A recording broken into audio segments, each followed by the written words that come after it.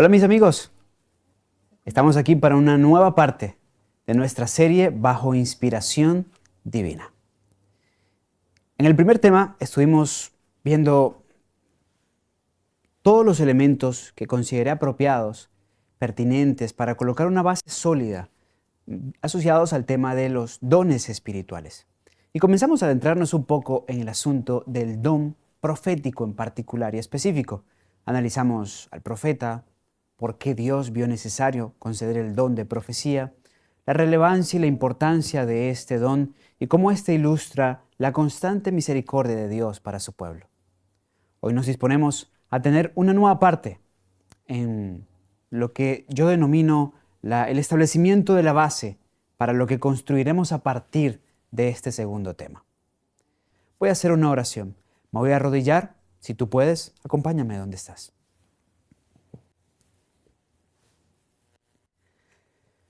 Padre Celestial, en este momento te quiero agradecer por la bondad que tienes conmigo al permitirme compartir tu palabra. Gracias por eso. Quiero implorarte a sí mismo, Señor, que me des la gracia que necesito para comunicar un mensaje con eficiencia, con poder, a la luz de tu luz. Habla al corazón de cada uno de tus hijos. Tú sabes la gran lucha que hay hoy en torno a este tema. Y solo tú, Señor, puedes disipar las tinieblas que tratan de apoderarse de tu pueblo y de tu iglesia. Dirígenos pues en este espacio. En el nombre de Jesús. Amén.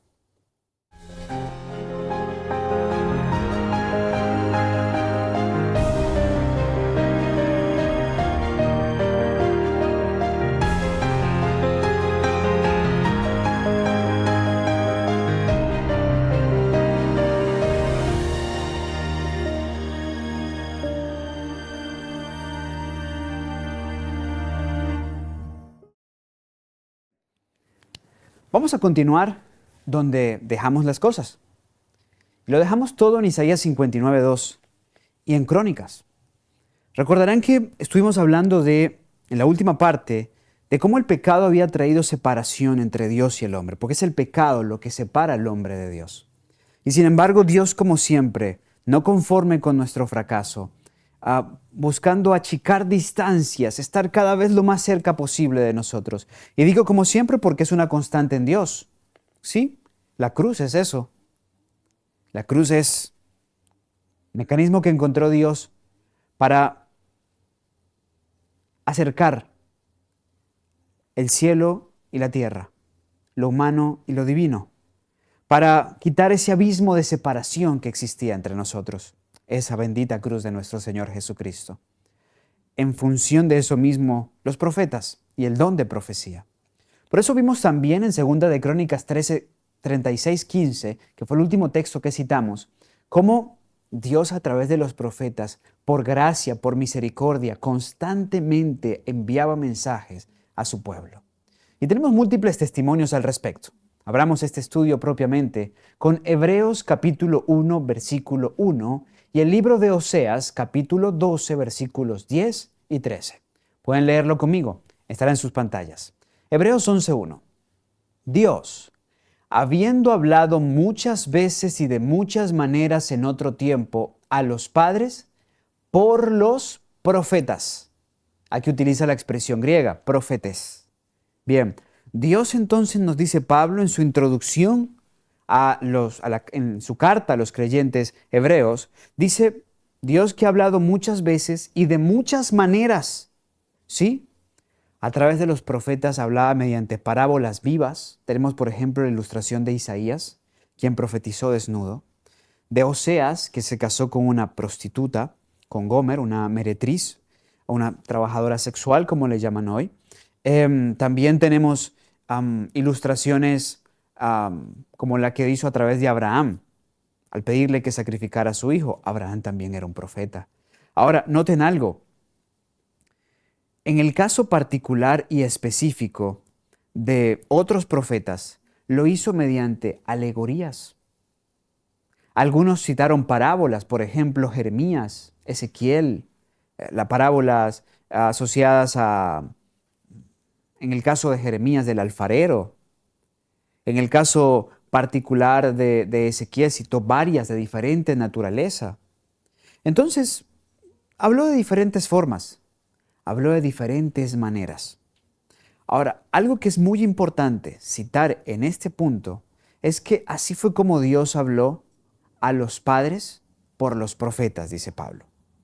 Pero Oseas reafirma esto al decirnos Oseas 12, 10 y 13 lo siguiente. Y he hablado a los profetas y aumenté la profecía, es decir, cada vez que Dios lo veía necesario, aumentaba la revelación profética. Y por medio de los profetas usé parábolas. Y por un profeta Jehová hizo subir a Israel de Egipto, y por un profeta fue guardado. Es decir, de muchas formas usó a los profetas. Insisto, también dio parábolas por los profetas. Yo he dicho esto antes, y así como lo de que Abraham es un profeta, y la gente se extraña y dice, ¿cómo que Abraham fue un profeta? Sí, la Biblia lo dice, pero a la vez se entiende a la luz de cuando comprendemos todo lo que está implícito en un profeta. Pero a la vez, cuando nos dice que usó parábolas, la gente dice, ¿dónde están esas parábolas? Sí, el Antiguo Testamento también tiene parábolas, a través de las cuales Dios habló mediante sus profetas. Por un profeta hizo subir Israel de Egipto. Por un profeta fue guardado.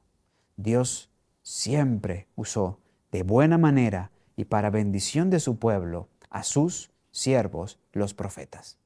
Porque de hecho, Dios incluso está sujeto a los profetas. Claro, por lo que él mismo ha dicho. A ver, por ejemplo, en el libro de Amós, capítulo 3, versículo 7, nos dice lo siguiente. Porque no hará nada Jehová el Señor sin que revele su secreto a sus siervos, los profetas. Noten, no hará nada Jehová el Señor sin que revele su secreto a sus siervos, los profetas. Aquí es Dios, por su palabra, comprometido. Es que si voy a hacer algo, primero usaré un profeta para advertir eso que voy a hacer, para advertir eso que voy a permitir que se desarrolle, eso que voy a permitir que pase. Bien, Dios no hace nada sin primero advertirlo a través de sus siervos, los profetas. Es un principio que por el cual vemos lo necesario, la continua necesidad del don profético. Y por ende, si hay una continua necesidad, créanme, habrá también una continua provisión del don profético. Y eso es parte de lo que estaremos analizando para entender el por qué para el tiempo del fin también el don de profecía debe manifestarse, debía manifestarse. En fin, ¿por qué? Porque Dios está obrando constantemente. Y en el tiempo del fin es justamente cuando Dios, pues más cosas va a realizar. Y cosas asociadas a diferentes aspectos de la vida, diferentes cosas que pasan en el globo terráqueo. Y si Dios no hace nada sin advertirlo a través de sus siervos los profetas, o ya advirtió todo lo que tenía que advertir, o ha de levantar profetas para advertir lo que Él ve necesario y conveniente advertir a través de ellos, mientras a través de ellos también edifica a su iglesia. Son respuestas que están en el porvenir, así que síganos acompañando en esta serie. Bien, Amós nos dice, Dios no hará nada, está comprometido, el honor de su nombre está comprometido allí. Él ha dicho, yo primero aviso a través de mis siervos los profetas. Entonces, como hay continua necesidad, hay continua provisión. Pero a la vez, ¿saben por qué hay también continua necesidad? De que periódicamente se renueve el don de profecía a la luz de cómo cambian los tiempos y el mundo evoluciona o involuciona, dependiendo cómo lo veas.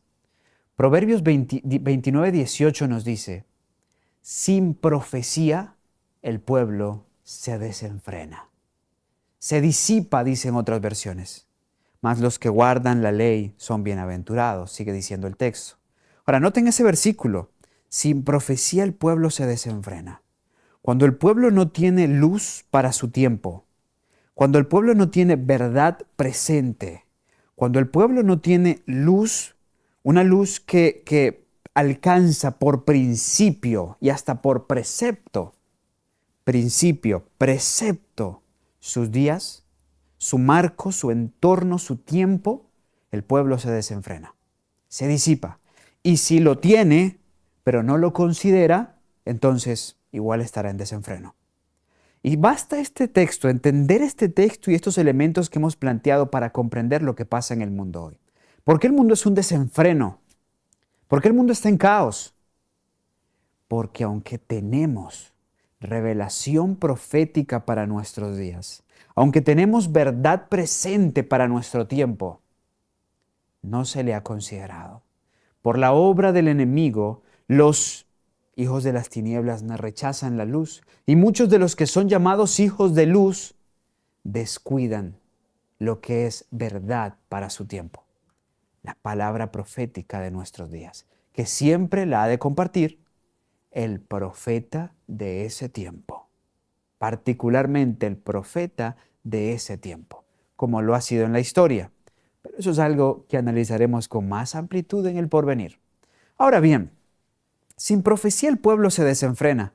Por eso Dios constantemente tuvo profetas que hablaran palabra oportuna para su pueblo. Si vamos a libros proféticos del Antiguo Testamento, podemos encontrar, por ejemplo, los que son mal llamados profetas mayores y profetas menores. Ahí los he colocado en la lámina. Por ejemplo, tenemos a Isaías, a Jeremías, a Ezequiel, Daniel, quien en la hermenéutica son abordados como profetas mayores, por lo extenso de sus libros y porque en el caso, por ejemplo, de Jeremías, tiene más de un libro. Tenemos también los llamados profetas menores, esos que se encuentran en la parte final del Antiguo Testamento, del Paleo Testamento. Allí destacan Oseas, Joel, Amós, Abdías, Jonás, Miqueas, Nahum, Habacuc, Sofonías, Ageo, Zacarías y Malaquías. Ahora, estos libros son llamados menores no porque carezcan de importancia. Particularmente, yo amo toda la Biblia, me encantan las Escrituras. Esos 12 libros me gustan de manera muy particular, porque poco se habla de ellos, poco se les estudia, poco se les entiende, pero la verdad son tan nutritivos, tan especiales. Por cierto, muy pronto también estaremos compartiendo una serie acerca de uno de esos libros. En el pasado, a través de este canal, compartimos la serie El estudio del profeta Oseas. Muy pronto se avecina el estudio del profeta Habacuc y en algún punto se los estaré compartiendo. Ahora bien, pero estos no eran los únicos profetas, porque también teníamos a Natán, tuvimos a Samuel, tuvimos a tantos profetas que quedaron en la primera etapa del pueblo de Israel, desde la era de los jueces hasta el exilio babilónico, múltiples profetas con los que Dios estuvo trabajando. Y no solamente profetas, sino también profetisas. Y ya vamos a mencionar algunas profetisas, pero en esta lámina que está a continuación, pueden atesorarla también, vamos a encontrar algunos libros que mencionan la Biblia y que no se encuentran dentro de nuestro canon bíblico, pero que por la Biblia sabemos que son de profetas, inspirados por Dios. Por ejemplo, vean la lista. Judas 14 y 15 nos hablan del libro de Enoc. Ese es un libro antediluviano. Tenemos también en Números 21:14 se nos habla el libro de las batallas de Jehová, que al parecer describe las batallas de conquista y muchas cosas asociadas a lo que fue ese periodo desde el éxodo de Egipto hasta el establecimiento, la conquista de toda Canaán. Tenemos el libro de Jacer, que menciona Jueces 10, 12 al 13, pero que también menciona 2 de Samuel 1, 17 y 18. Tenemos, por ejemplo, las crónicas del profeta Natán y Gad, que menciona 1 de Crónicas 29, 29 y 2 de Crónicas 9, 29. Imagínense, Gad, Natán, el profeta que reprendió a David. Sería muy interesante leer esos libros, ¿cierto? Ellos también escribieron. Tenemos las profecías del profeta Ahías, 2 de Crónicas 9, 29. El mismo texto también cita las profecías del profeta Iddo, así como 2 de Crónicas 12, 15. Noten, muchos profetas. Tenemos la profecía, el libro del profeta Semaías, 2 de Crónicas 12, 15. Entonces miren que solo en el Antiguo Testamento, antes de la era exílica, del primer exilio de Israel a Babilonia, de Judá a Babilonia, tenemos múltiples profetas que fueron instrumentos de Dios. Por eso podemos entender más claramente cuando Crónicas nos dice que Dios por su misericordia habló constantemente a su pueblo.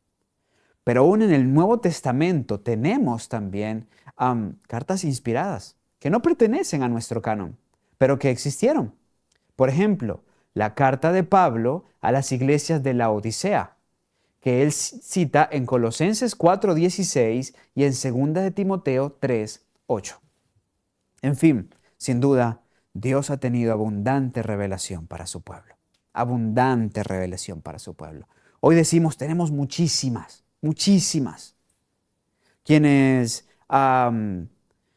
tienen a la vez plena convicción en lo que es el don profético, dicen, pues tenemos muchísima más.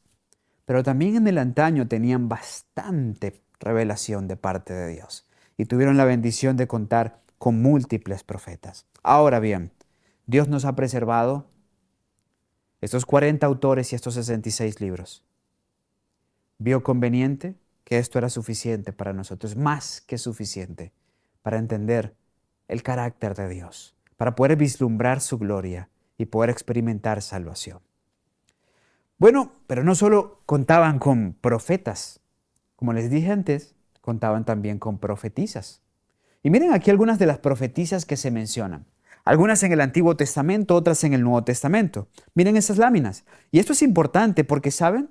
Yo he escuchado a personas que dicen, que me han argumentado, es que Dios siempre usó hombres, no usaba mujeres para oficios sagrados, no usaba mujeres para la profecía, ¿ok?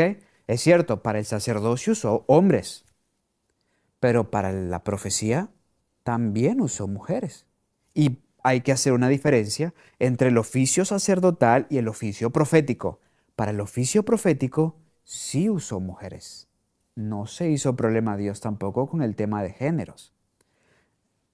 Vean, por ejemplo, Éxodo 15:20 nos menciona una profeta, en este caso a María. Y yo coloqué allí la cita, pero voy a leerla, así que pueden ir conmigo usando sus Biblias desde casa.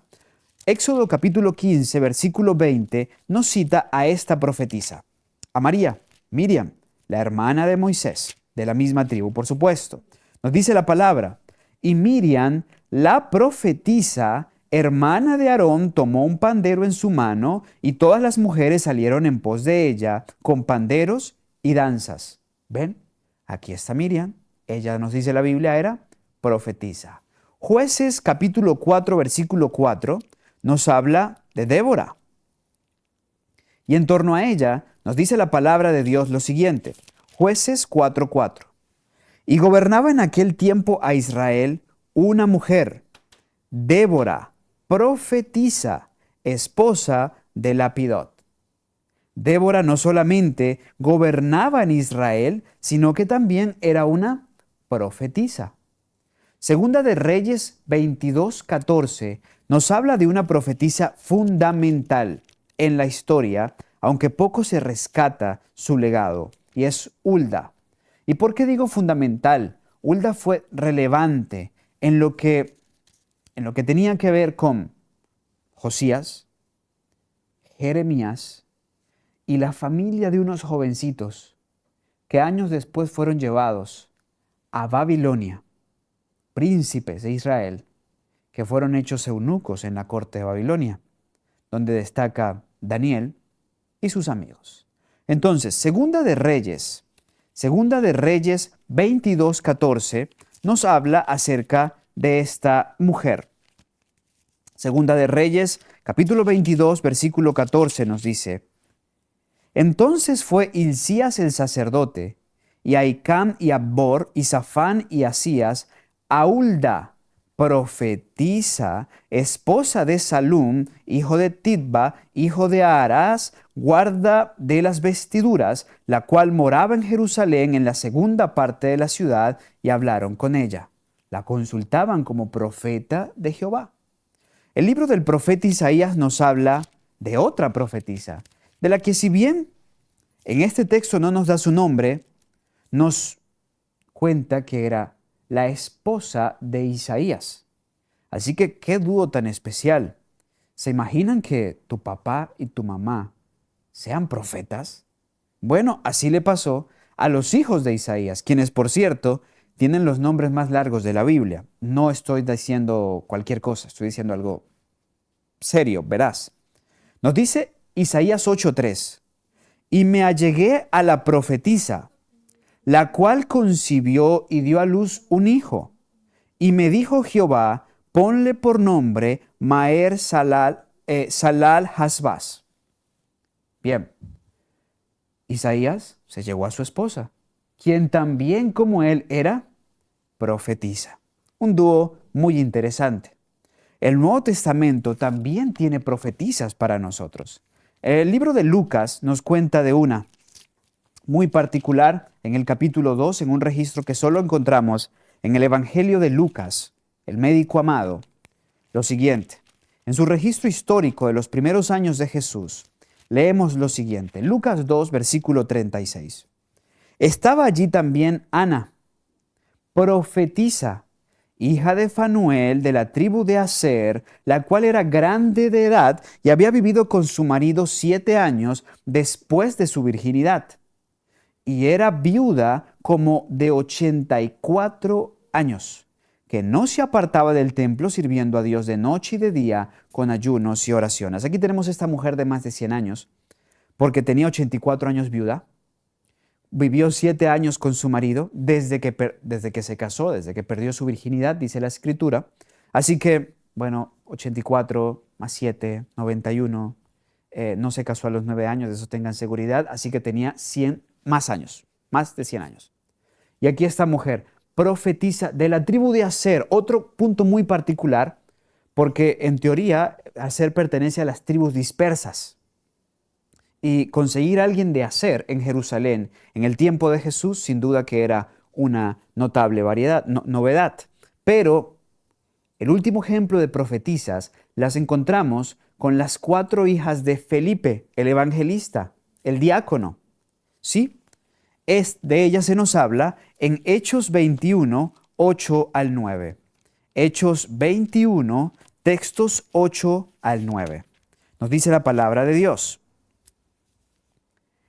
Al día siguiente, partiendo Pablo y los que con él estábamos, vinimos a Cesarea y entrando en casa de Felipe el evangelista, el mismo que fue compañero de Esteban, diácono, que era uno de los 7, aquí lo confirma, posamos con él. Y éste tenía 4 hijas vírgenes que profetizaban. Y si era interesante el marco de el hijo de Isaías, que papá era profeta y mamá era profeta, vuelvo a abrir un paréntesis.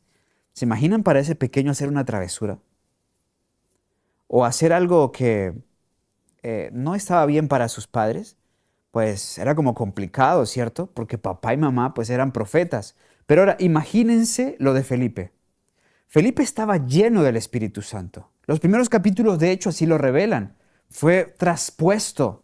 O sea, está en un lugar y por el Espíritu es traspuesto a otro. Las cosas maravillosas que puede hacer el Espíritu trascendiendo a la materia, a esto que llamamos carne y sangre, huesos, en fin. Está tan lleno del Espíritu que en su simiente, estuvo implícito ese Espíritu. Y así concibió a estas 4 pequeñas. No tengo el tiempo para mostrar cómo estas 4 pequeñas nacieron después de que Felipe fuera un evangelista, como lo que describe Hechos en los primeros segmentos.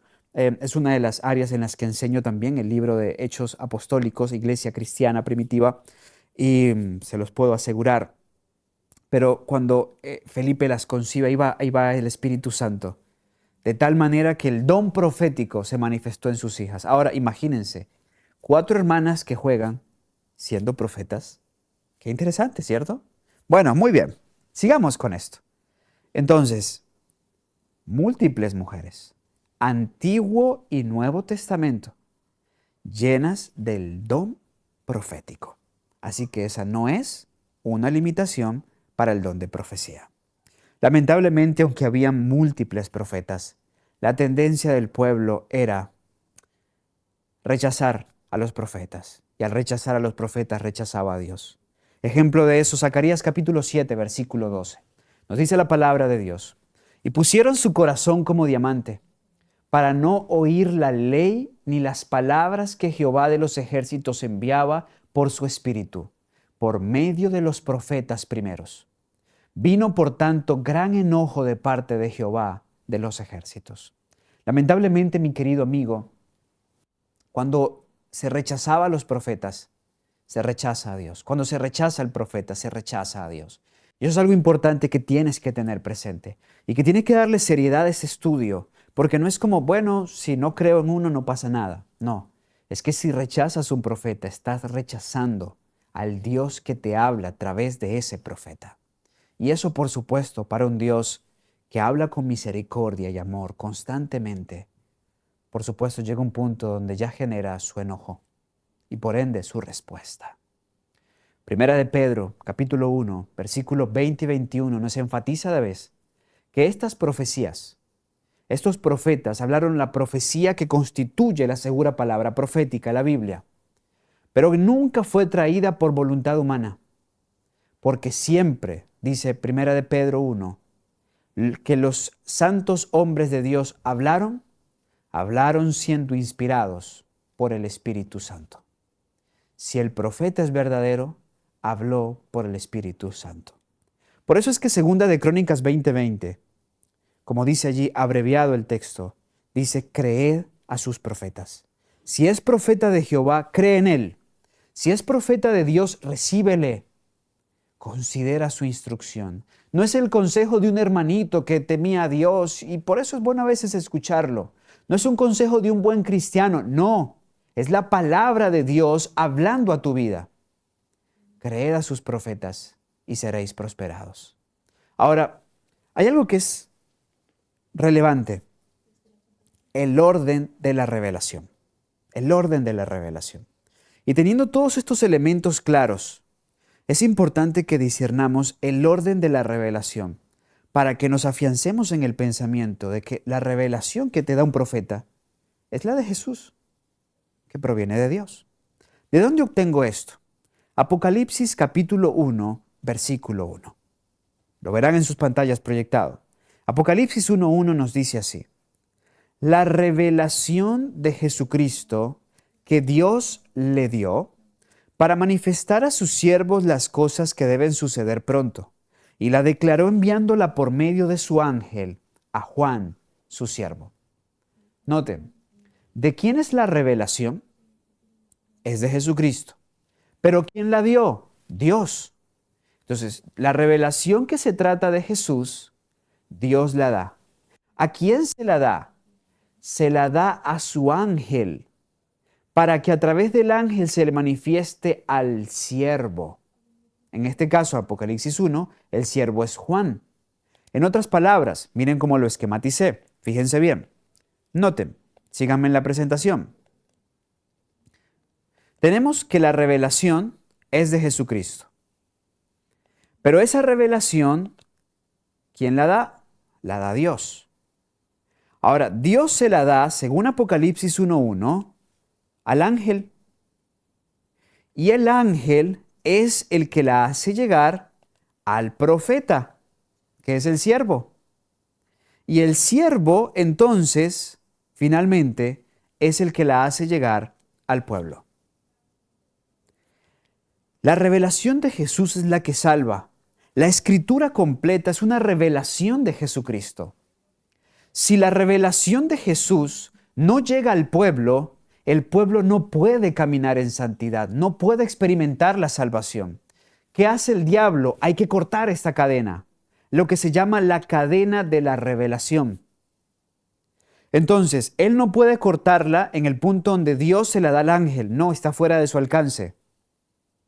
Busca dañar el corazón del profeta, pero como Dios tiene hombres fieles, tampoco lo puede cortar en el camino del ángel al profeta. Pero ¿dónde sí la puede cortar? En el punto entre el profeta, que es el siervo, y el pueblo. ¿Cómo lo hace? O impidiendo que el mensaje del profeta llegue al pueblo, o evitando que el pueblo reciba el mensaje del profeta.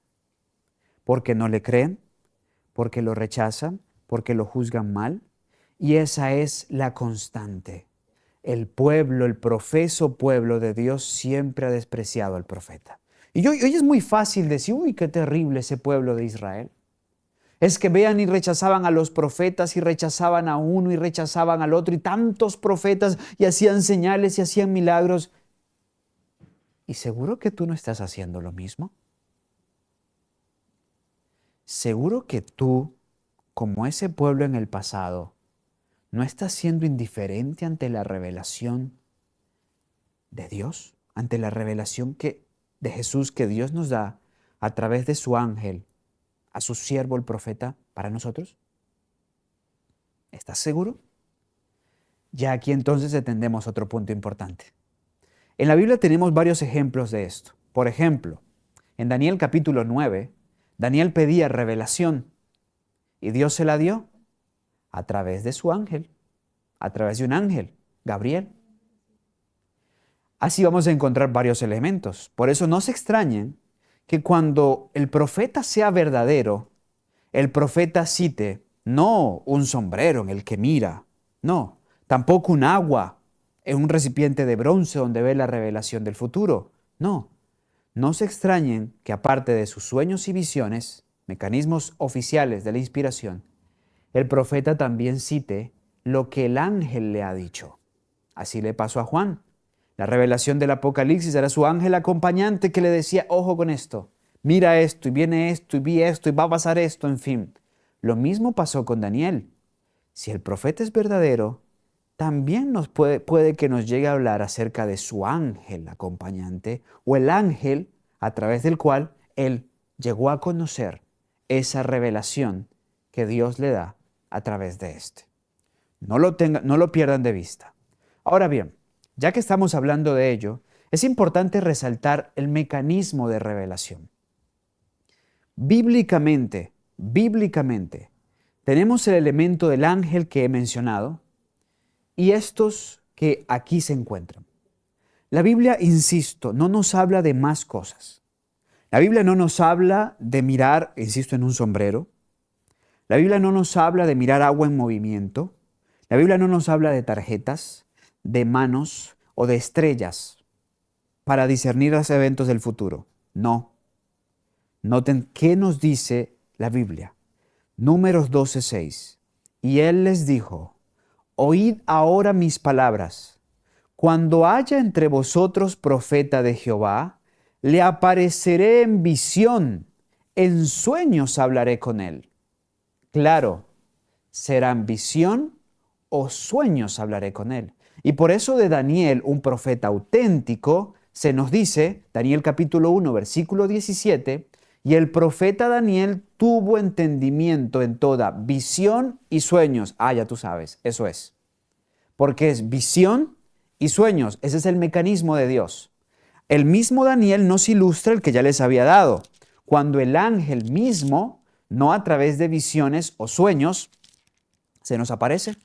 Se aparece y da entonces la explicación, la profecía. Así le pasó a Daniel en el capítulo 9. Leemos, por ejemplo, cuando dice, versículo 21 de Daniel 9, y todavía estaba yo hablando en oración cuando aquel varón Gabriel, al cual había visto en visión al principio, vino volando con presteza y me tocó como a la hora del sacrificio de la tarde. ¿Y qué vino después? La profecía de las 70 semanas. Gabriel mismo se la da Gabriel mismo se la da por ser Daniel muy amado. Ese es el mecanismo de revelación. Ahora, ¿qué más es importante entender? Lo que pasaba con el profeta cuando estaba en visión. Y noten esa lámina, ¿por qué? El profeta cambiaba sus condiciones físicas cuando estaba en visión. Y vamos a leer cuidadosamente, ya que estamos en Daniel, no tengo eso en la presentación, solamente la cita, ustedes de su casa acompáñenme en la lectura, Daniel 10, versículos 8 al 19. Porque de esos versículos vamos a encontrar 7 señales físicas. ¿Y por qué esto es importante? Porque, a ver, yo puedo figurar que soy profeta y estoy teniendo visiones, pero tengo que tener ciertas manifestaciones físicas y esas manifestaciones físicas van más allá de lo que un buen actor puede hacer. Sin duda van más allá de lo que un buen actor puede hacer. Así que Mucha atención, mucha atención. Daniel 10, versículos 8 al 19. Nos dice la palabra de Dios. Quedé pues yo solo y vi esta gran visión. ¿Cómo estaba Daniel? En visión. Y no quedó fuerza en mí. Antes mi fuerza se me cambió en debilidad, sin retener vigor alguno. Pero oí la voz de sus palabras. Noten, aunque estaba débil, oía la voz de sus palabras. Y oyendo la voz de sus palabras, estaba yo adormecido sobre mi rostro y mi rostro en tierra. Y aquí una mano me tocó e hizo que me pusiese sobre mis rodillas y sobre las palmas de mis manos. Era fortalecido. Versículo 11. Y me dijo, Daniel, varón muy amado, está atento a las palabras que te hablaré, y levántate sobre tus pies, porque a ti he sido enviado ahora. Y cuando él hablaba conmigo estas palabras, yo estaba temblando. Algo muy parecido vamos a leer en Apocalipsis 1 en las visiones de Juan, el profeta de Patmos. Entonces me dijo, Daniel, no temas. Después del temblor, del susto, dice, porque desde el primer día que diste tu corazón a entender y a afligirte en la presencia de tu Dios, fueron oídas las palabras, y a causa de tus palabras yo he venido.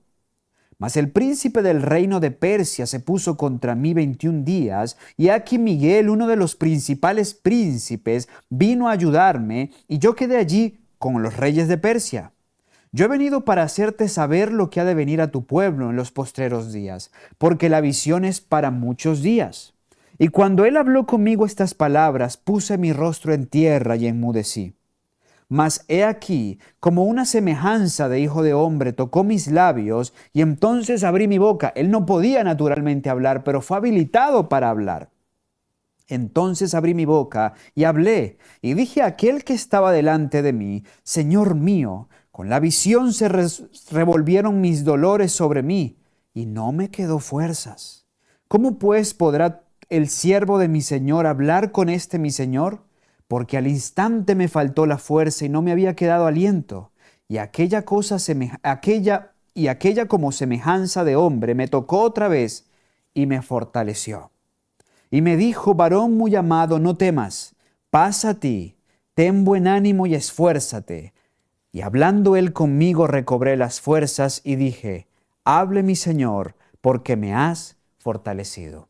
De estos versículos saqué 7 señales evidentes, y aquí están enumerados para ustedes a continuación. Noten, 7 condiciones físicas del profeta cuando está en visión. Primero, el profeta pierde su fuerza y cae al piso en un profundo sueño. Segundo, a pesar del sueño escucha una voz que le habla.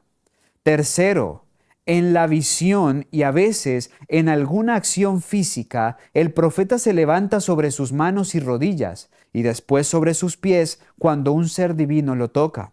4. Al comienzo él está mudo, pero cuando sus labios son tocados, entonces puede hablar. Esto pasó también con el profeta Isaías, ¿se acuerdan? Que era de labios inmundos y fue habilitado para que pudiese hablar ante aquella solemne visión del Santo, Santo, Santo. 5.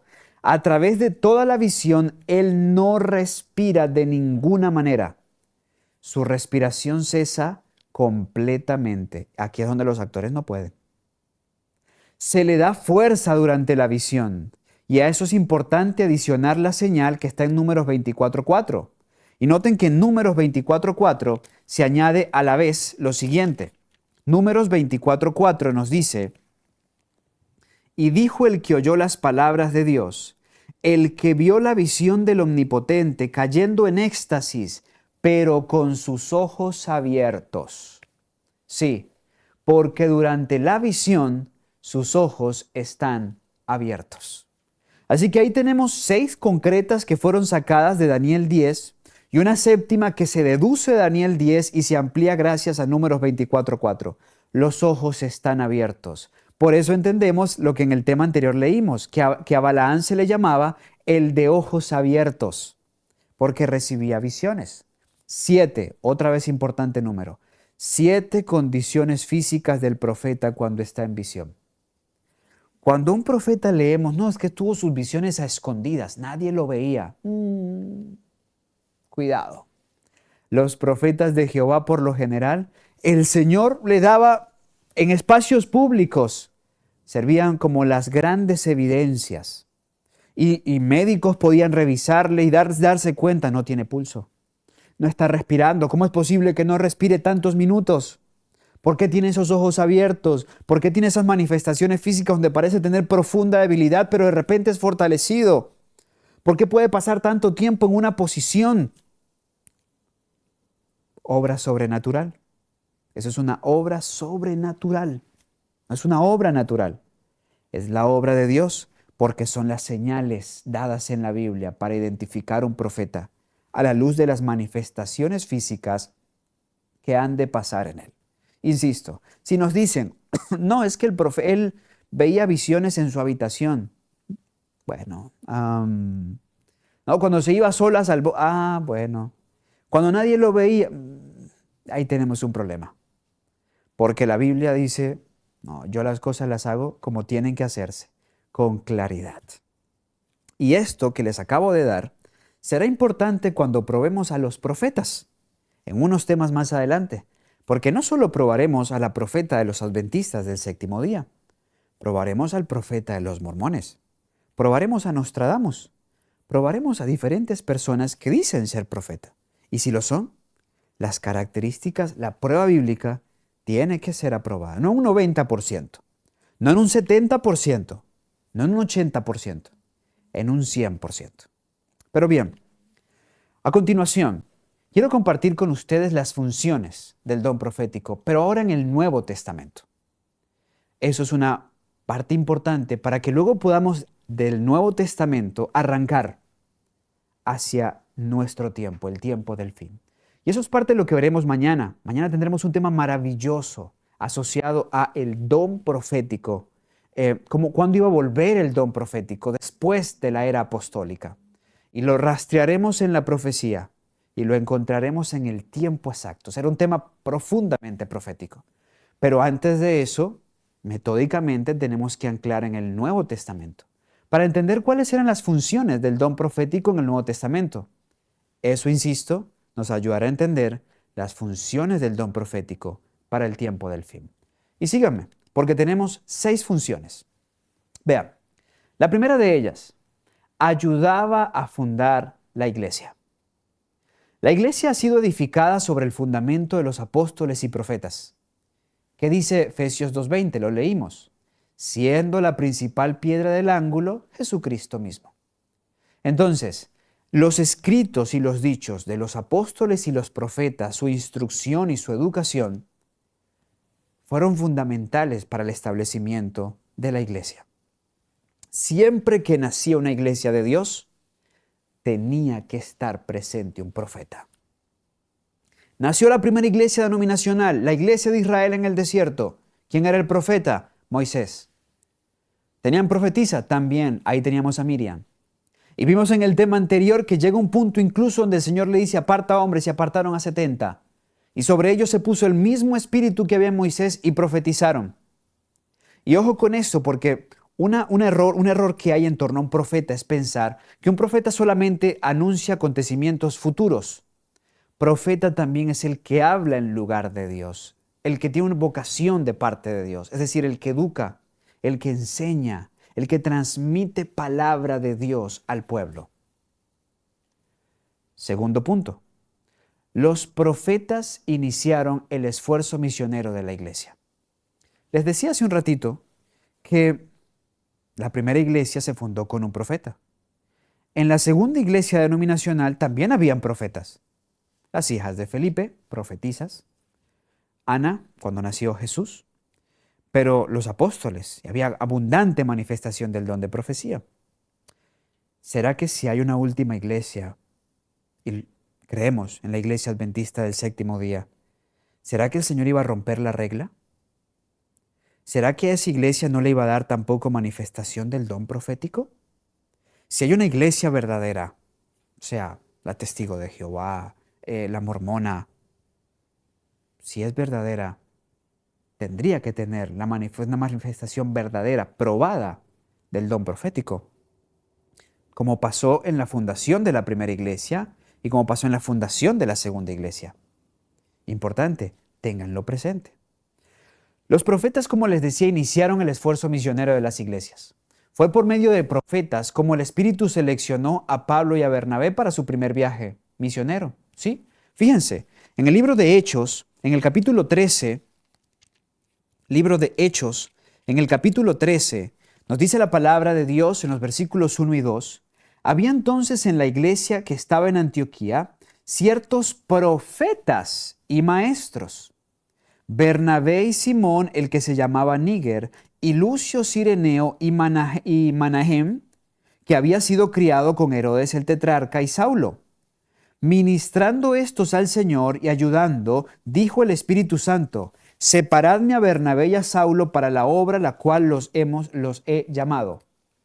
Por el don profético fueron movidos Pablo y Bernabé a comenzar su primera gira misionera y a convertir el cristianismo de un movimiento local a un movimiento mundial. Pero además, fue gracias al don profético cómo se proveyó dirección en cuanto a dónde debían trabajar los misioneros. Hechos 16 nos enseña eso. Por ejemplo, Hechos 16, versículos 6 al 10.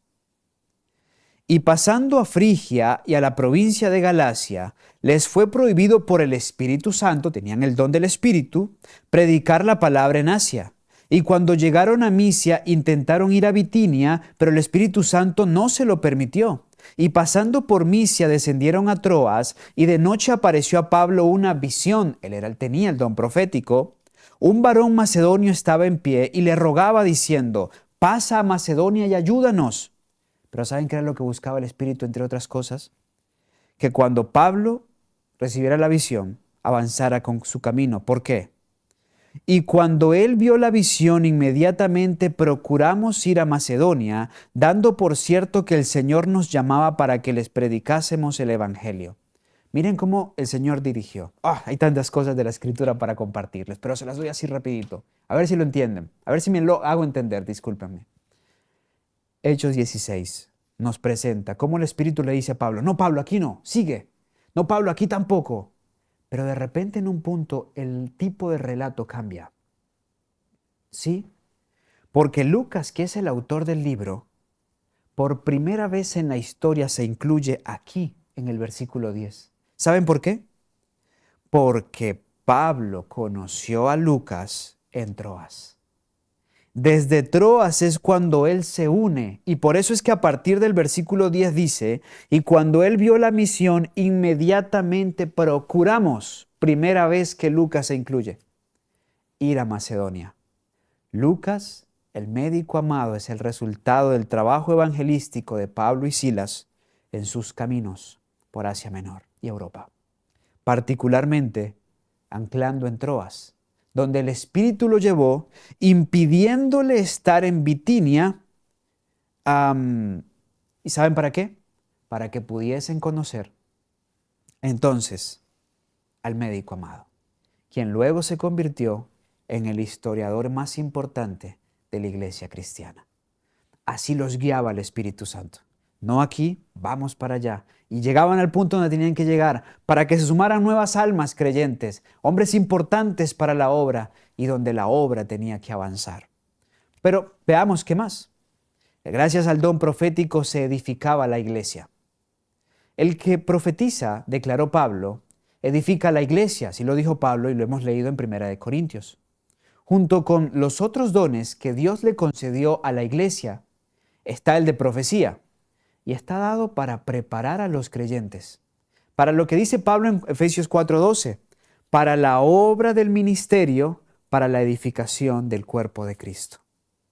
El don de profecía en el Nuevo Testamento fue fundamental para que la iglesia pudiese desarrollarse y crecer sana doctrinalmente, sana en torno a la hermandad, su organización, el mensaje que tenían que hacer, las herramientas de las que debían valerse para poder crecer como pueblo.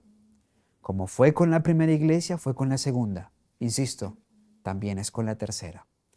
Cuarta función del don profético en el Nuevo Testamento.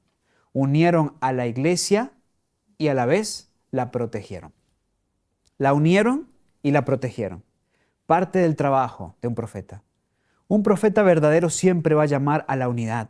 Uníos, uníos, uníos, siempre va a llamar a la unidad. Pero a la vez, siempre tocará la trompeta con un sonido certero. Aunque se desplome en los cielos, aunque el pueblo se venga en su contra, aunque lo hará porque tiene que proteger la iglesia. Por eso también es que la palabra profecía se traduce en el Antiguo Testamento en algunas versiones como carga, porque para un profeta no era sencillo ser profeta. Era muy bonito cuando tienes que decir promesas de prosperidad, de amor y de bondad, pero no cuando tenías que escribirle a alguien para decirle esto está mal, o tenías que reprender al pueblo. Muchos de ellos por eso terminaron martirizados. Pero era parte del propósito del don profético. Así lo enseña Efesios capítulo 4, versículos 13 y 14. Ellos estaban llamados a garantizar la unidad de la fe. Efesios 4, versos 13 y 14 nos dicen: hasta que todos lleguemos en la unidad de la fe y del conocimiento del Hijo de Dios, a un varón perfecto, a la medida de la estatura de la plenitud de Cristo, para que ya no seamos niños fluctuantes, llevados por doquiera, por todo viento de doctrina, por estratagema de hombres para engañar, que muchos emplean con astucia y para desarrollar las artimañas del error, dice el apóstol Pablo. El profeta estaba para salvaguardar. Un profeta siempre iba a levantar su voz. Eso es falso. Eso es mentira. Si nos vamos por ahí, nos vamos a destruir. El Señor nos está llamando a esto. Vez tras vez el Señor me ha mostrado. Eso hace un profeta verdadero. Aunque se desplomen los cielos, aunque lo tiraran al exilio, aunque se lo sacaran de encima, aunque lo negaran, aunque quemaran sus escritos, porque eso ha pasado con los profetas de antaño. Con los profetas verdaderos también les pasaba eso. Les quemaban sus escritos. Jeremías lo enseña. Sí le pasó a él también. Quinta razón. Amonestaban acerca de las dificultades futuras. Un ejemplo de esto en la iglesia apostólica está en el libro de Hechos. Acompáñenme en sus Biblias al libro de Hechos en el capítulo 11. Aquí hay un perfecto ejemplo del que poco se habla. Nunca he escuchado un sermón de eso, y que muchos desconocen, pero que es para mí muy interesante. Hechos 11, 27 al 30. Miren cómo a través de un profeta Dios advirtió una crisis futura inminente y facilitó la preparación de los hermanos para esa crisis. Por ejemplo, texto 27. Y en aquellos días descendieron unos profetas de Jerusalén a Antioquía, y levantándose uno de ellos, llamado Ágabo, daba a entender por el Espíritu que había de haber una gran hambre en toda la tierra, lo cual sucedió en tiempo de Claudio César. ¿Saben qué es curioso? Pues me encanta la historia, me considero un historiador también de la Iglesia Apostólica, y cuando veo la historia, me llama poderosamente la atención cómo la palabra de Dios es tan exacta. Los registros históricos son increíbles.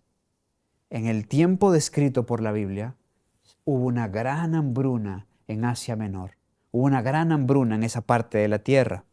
Nos sigue diciendo que esa hambruna trajo como consecuencia, esa profecía trajo como consecuencia que la iglesia se organizara para algo. Entonces los discípulos, cada uno conforme a lo que tenía, determinaron enviar ayuda a los hermanos que habitaban en Judea, lo cual también hicieron, enviándolo a los ancianos por mano de Bernabé y de Saulo. Entonces, la profecía siempre ayudó a que el pueblo se anticipara, y no solo se anticipara, tuviera ayuda oportuna para el pueblo, para aquellos que necesitaban. Y así se organizaron de diversas formas. Otros profetas, por ejemplo, advirtieron al mismo Pablo de que iba a ser arrestado y llevado en prisión de Jerusalén a Roma. Iba a ser puesto preso en Jerusalén, iba a ser llevado a Roma. Pablo no escuchó esa vez esa advertencia y así terminó pasando como se le dijo. Eso hacían los profetas, advertir. A veces las advertencias tenían una connotación colectiva, a veces estaban más focalizadas a un grupo particular del pueblo. Por último, séptimo, confirmaron la fe en épocas de controversia. Sí.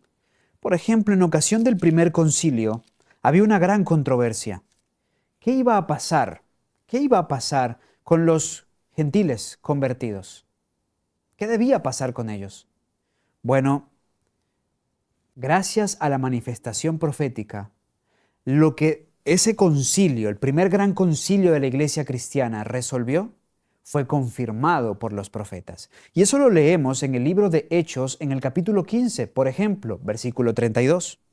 Nos dice la palabra de Dios así: y Judas y Silas, siendo también profetas, exhortaron y confirmaron a los hermanos con la abundancia de palabra.